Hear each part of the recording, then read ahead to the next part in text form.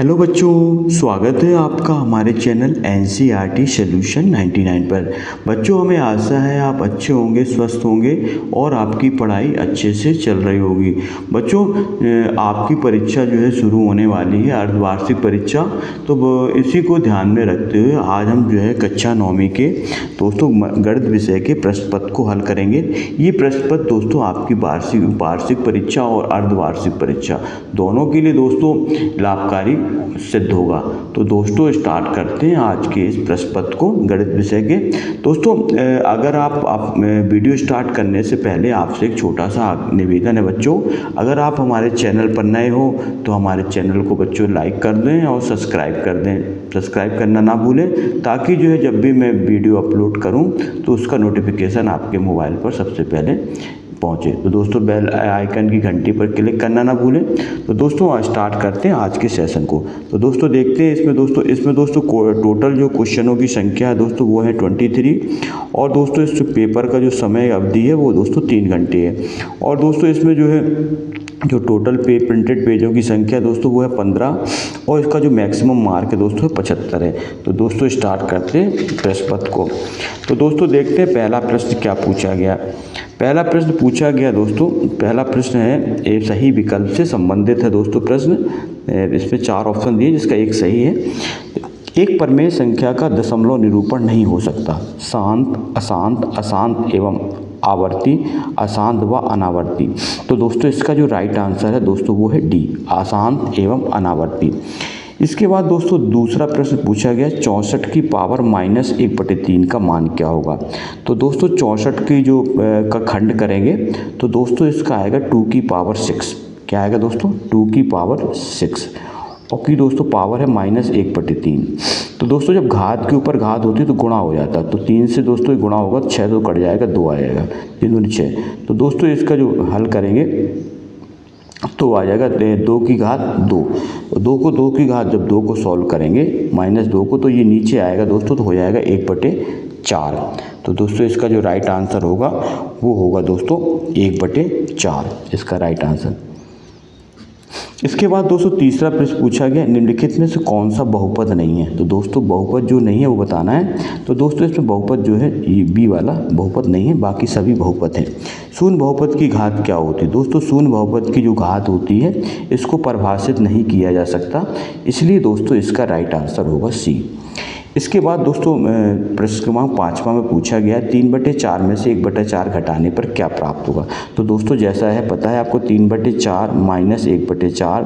तो दोस्तों इसका एलसीएम 4 आएगा, तो यहाँ आ जाएगा 3 - 1 तो हो जाएगा दोस्तों 1/4। तो इसका राइट आंसर हो जाएगा दोस्तों 1/4। तो 5वें का राइट आंसर दोस्तों बी होगा। इसके बाद दोस्तों 6वां पूछा है समीकरण x - 2y = 4 के लिए निम्नलिखित में से कौन सा एक हल है। दोस्तों बताना कौन सा एक हल है। तो दोस्तों इसका हल होगा 4 और 0। x का मान 4 होगा और y का मान होगा दोस्तों 0। इसके बाद दोस्तों दूसरा प्रश्न देखते हैं। ये प्रश्न क्रमांक 1 हमारा सही विकल्प से संबंधित दोस्तों पूरा होता है। अब प्रश्न क्रमांक दूसरा देखते हैं। दूसरा प्रश्न है दोस्तों रिक्त स्थान की पूर्ति से संबंधित प्रश्न है। इस पहला प्रश्न पूछा गया है बिंदु 3 0 किस अक्ष पर स्थित होगा। दोस्तों बताना बिंदु 3 0 किस अक्ष पर स्थित होगा। तो दोस्तों ये स्थित होगा x अक्ष पर। इसका राइट आंसर होगा दोस्तों x अक्ष।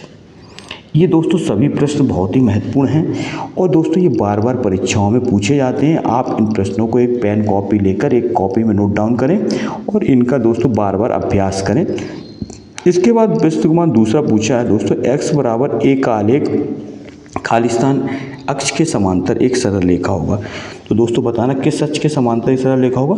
तो दोस्तों इसका राइट आंसर y अक्ष। इसके बाद दोस्तों तीसरा प्रश्न पूछा है वे रेखाएं जो एक ही रेखा के समांतर होती हैं वो परस्पर कैसी होती हैं। तो दोस्तों वो परस्पर होती समांतर। इसके बाद दोस्तों चौथा पूछा गया है एक समद्विबाहु त्रिभुज की जो बराबर भुजाओं के सम्मुख कोण कैसे होते हैं। दोस्तों जैसा कि दिया है समद्विबाहु मतलब जिनकी दो भुजाएं कैसी हैं, बराबर हैं, तो उनके जो सम्मुख कोण कैसे होंगे। तो दोस्तों सम्मुख कोण बराबर होंगे क्योंकि जब भुजाएं समान हैं तो दोस्तों जब सम्मुख बराबर भुजाओं के जो है कोण भी दोस्तों क्या होते हैं, बराबर होते हैं। वह चतुर्भुज जिसकी सभी भुजाएं समान हो और प्रत्येक कोण 90 अंश का होता है, तो दोस्तों को बताना कौन सा चतुर्भुज होगा। तो दोस्तों वो कहलाता वर्ग। वर्ग में दोस्तों चारों भुजाएं क्या होती हैं, बराबर होती हैं और प्रत्येक कोण 90 डिग्री का होता है। दो कोण जिनका योग 180 अंश होता है वो दोस्तों कौन से कोण कहलाते हैं, तो दोस्तों वो कहलाते हैं संपूरक कोण। अंग्रेजी में दोस्तों इन्हें सप्लीमेंट्री एंगल भी कहा जाता है। तो दोस्तों संपूरक कोण कहलाते हैं जिनका योग कितना होता है, 180 डिग्री होता है। इसके बाद दोस्तों तीसरा प्रश्न देखते हैं, निम्नलिखित सत्य और असत्य बताना है दोस्तों। पहला प्रश्न दूसरा है 59/8। 59 में दोस्तों 8 का भाग देने पर शेषफल 5 रहता है, तो दोस्तों गलत है। अगर 59 में दोस्तों हम 8 का भाग देते हैं तो दोस्तों 5 शेषफल नहीं रहता है, इसलिए दोस्तों ये गलत है, आपका ये असत्य है। दूसरा है बिंदु 1-3 समीकरण x प्लस y बराबर 4 का एक हल है, तो दोस्तों बता रहा है कि इसमें एक हल है या नहीं। तो दोस्तों ये सत्य है। x की जगह दोस्तों 1 रखेंगे और y की जगह 3 रखेंगे, तो 3 + 1 4, तो दोस्तों ये सत्य हो जाएगा। इसके बाद है किसी त्रिभुज में अधिकतम 2 कोण समकोण हो सकते हैं, तो दोस्तों ये असत्य है। 2 कोण समकोण नहीं हो सकते, ये दोस्तों असत्य है। इसके बाद दोस्तों केंद्र को वृत्त के किसी बिंदु से मिलाने वाली रेखा वृत्त की परिधि होती है, दोस्तों गलत। केंद्र को किसी बिंदु से मिलाने वाली रेखा दोस्तों वो त्रिज्या कहलाती है, ना कि परिधि होती है, इसलिए दोस्तों ये भी असत्य है। आप याद रखें, केंद्र को किसी बिंदु से मिलाने वाली रेखा त्रिज्या कहलाती है, ना कि परिधि। -5 0 से छोटा है किंतु -8 से बड़ा है, तो दोस्तों ये सत्य है। 0 से नीचे की संख्या दोस्तों सभी माइनस में होती हैं। ऋजु कोण की माप 180 अंश होती है, तो दोस्तों ऋजु कोण की माप 180 अंश होती है, ये दोस्तों आपका सत्य है। जो ऋजु कोण होता है उनकी माप दोस्तों एक सीधी रेखा में जो कोण बनता है वो ऋजु कोण होता है, दोस्तों ये होता है।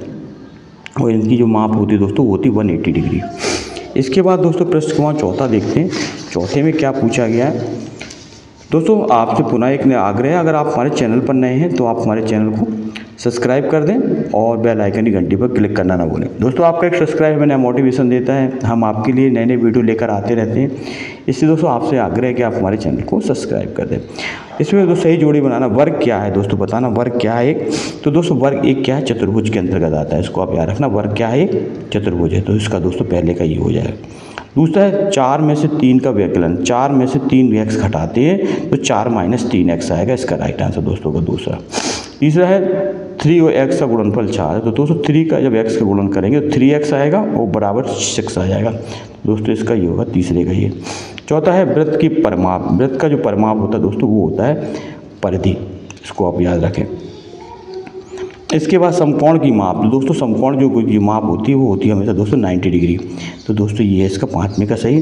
समकोण का जो माप होती है 90 डिग्री होती है। और 3 भुजाओं से बनी बंद आकृति दोस्तों त्रिभुज कहलाती है, इसको भी आपको पता होगा, तो दोस्तों ये हो जाएगा 6वें का राइट आंसर। इसके बाद दोस्तों प्रश्न क्रमांक 5वां देखते हैं। प्रश्न क्रमांक 5 में क्या पूछा है। प्रश्न क्रमांक 5 में दोस्तों एक शब्द या एक वाक्य के उत्तर संबंध है। रैखिक बहुपद की घात बताना। तो दोस्तों जो रैखिक बहुपद होता है उसकी घात दोस्तों 1 होती है, इसको आप अच्छी तरह से याद रखें। इसके बाद दोस्तों 28 मोतियों को 4-4 के समूह में भाग कितने समूह बनेंगे, तो दोस्तों 28 में दोस्तों 4 का भाग दे देंगे तो 4 सत्ते 28, तो दोस्तों 7-7 के समूह बनेंगे। कितने समूह बनेंगे, 7 समूह बनेंगे, इसका राइट आंसर होगा 7 समूह।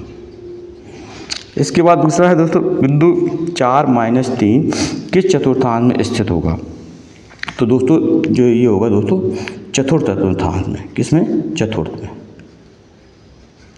इसके बाद बिंदु -5,2 की x अक्ष से दूरी बताना। तो दोस्तों x अक्ष की दूरी होगी जो y के निर्देशांक के बराबर होगी, तो इसकी दूरी कितनी होगी दोस्तों 2।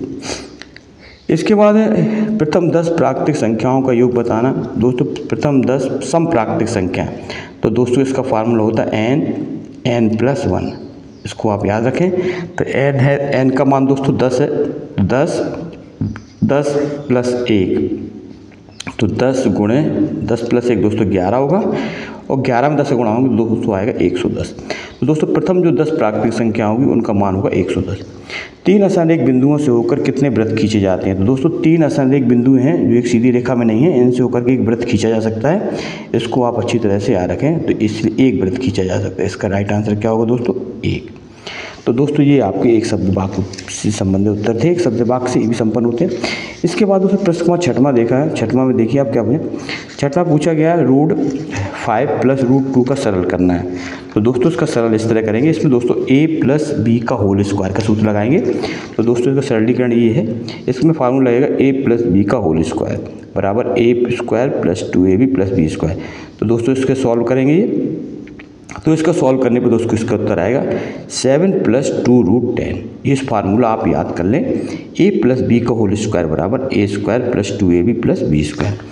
इसके बाद दोस्तों इसी का अथवा दिया है 1/√7 - √6 में हर का परमीकरण करें। तो दोस्तों हर का परमीकरण करने के लिए जो हर का दोस्तों अंश ऊपर नीचे गुणा कराया जाता है। दोस्तों ये दे दिया है, इसका अंश व हर में हर का जो है गुणा कराते हैं। तो दोस्तों इसको सॉल्व करेंगे। तो दोस्तों सॉल्व करने पर इसका जो उत्तर आएगा √7 + √6। इसको आप अच्छी तरह से देख लें और प्रश्नों को बार बार अभ्यास करें ताकि आप परीक्षा में दोस्तों अधिकतम मार्क्स लेकर उत्तीर्ण हों। ऐसी दोस्तों हमारी शुभकामनाएं आपके साथ। इसके बाद दोस्तों प्रश्न क्रमांक 8वां देखते हैं। प्रश्न क्रमांक 7वां देखते हैं। 7वां दोस्तों है 7 की पावर 1/2 × 8 की पावर 1/2 का मान ज्ञात करना। तो दोस्तों ये इसको हल इस तरह करेंगे। इसमें दोस्तों 7 की पावर 1/2 दिया है। तो दोस्तों इसका हल ये होगा 7 की पावर 1/2 × 8 की पावर 1/2। दोनों को दोस्तों 7 × 8 की पावर 1/2 लिखेंगे। तो 7 का 8 में गुणा हो 56 आया। 56 की पावर 1/2। 56 को 1/2 हटाएंगे दोस्तों तो रूट में लिखेंगे और 56 का वर्गमूल आता है दोस्तों 2√14। इसका राइट आंसर होगा 2√14। ये दोस्तों इसका सही उत्तर है। इसके बाद दोस्तों अगला दोस्तों दिया है 2x - 3y + q को प्रसारित रूप में लिखना है। इसको प्रसारण रूप देखिए दोस्तों। इसके दोस्तों हम फार्मूला लगाएंगे, ये आप याद कर लें। इसका फार्मूला होता है दोस्तों a - b का होल क्यूब। दोस्तों ये दिया है, इसका प्रसारित रूप है। इसका a - b का होल क्यूब का फार्मूला लगाएंगे। इसका फार्मूला ये होता है दोस्तों a³ - 3a² + 3ab² - b³। इस सूत्र की सहायता से दोस्तों हम इसको प्रसारित रूप में लिखेंगे। तो दोस्तों इसका प्रसारण करेंगे तो दोस्तों इसका जो राइट आंसर आएगा वो आएगा 8x³ - 36x² y + 54xy² - 27y³। तो दोस्तों ये था ये प्रश्न। तो दोस्तों इस तरह आप इन प्रश्नों को एक बार ज़रूर देख लें और इन प्रश्नों को दोस्तों आप अभ्यास करें। दोस्तों इस मैथ में एक जो है अभ्यास का विषय है। इन प्रश्नों को आप जितनी बार लगाएंगे तो दोस्तों उतना ही आपका कॉन्फिडेंस मजबूत होगा और परीक्षा में दोस्तों आप एक अच्छे मार्क्स लेकर के दोस्तों परीक्षा उत्तीर्ण कर सकते हैं। ये दोस्तों पेपर जो है आपकी परीक्षा की दृष्टि से बनाया गया है अर्धवार्षिक परीक्षा के लिए और दोस्तों ऐसा ही पेपर आपकी परीक्षा में आएगा। दोस्तों ये पेपर बिल्कुल आपका परीक्षा में इसी तरह का आएगा और ये आपके लिए परीक्षा में दोस्तों आत्मविश्वास की वृद्धि करेगा ये पेपर। और हमें आशा ही नहीं दोस्तों पूर्ण विश्वास है कि ये जो पेपर है आपकी परीक्षा में दोस्तों बहुत ही सहायक सिद्ध होगा। ये दोस्तों ये इस तरह है। इसके बाद दोस्तों प्रश्न क्रमांक 16 देखते हैं। 16 में क्या पूछा गया। 16 दोस्तों प्रश्न क्रमांक 16 संबंधित है सिद्ध करना है। इसमें समद्विबाहु द्रव्यमान गुण होता है और दोस्तों चतुर्भुज कोण दे दिए 540 को 5:4 के रेशियो में बांटना है। ये क्वेश्चन देख लें आप दोस्तों।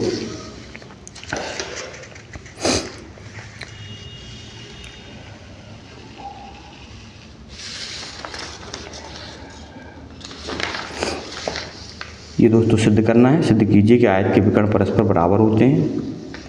ये दोस्तों सरलीकरण उसका है दोस्तों हर का परमीकरण से संबंधित ये सवाल है दोस्तों। और दोस्तों ये भी जो है गुणनखंड करना है इसमें और इसमें दोस्तों इसका मान ज्ञात करना है। इसके बाद दोस्तों ये 22वां प्रश्न है। इस 22वें प्रश्न में सिद्ध करना है और इसके बाद दोस्तों इसका अथवा में दिया है इसमें वृत्त की त्रिज्या ज्ञात करना है। इसके बाद दोस्तों में इसमें जांच करना है कि x+2 इसके बहुपद का एक क्या है गुणनखंड है।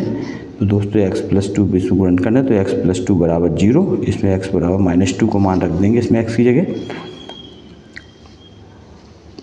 तो दोस्तों ये था प्रश्न पत्र। आई होप कि दोस्तों आपको प्रश्न पत्र बहुत लाभकारी साबित होगा। दोस्तों आप पुनः हमारे चैनल पर इसको लाइक कर दें और सब्सक्राइब कर दें और इस प्रश्नोत्तरी को ज़्यादा से ज़्यादा दोस्तों में लाइक और शेयर कर दें। दोस्तों आपका दिन शुभ हो। जय हिंद, वंदे मातरम दोस्तों।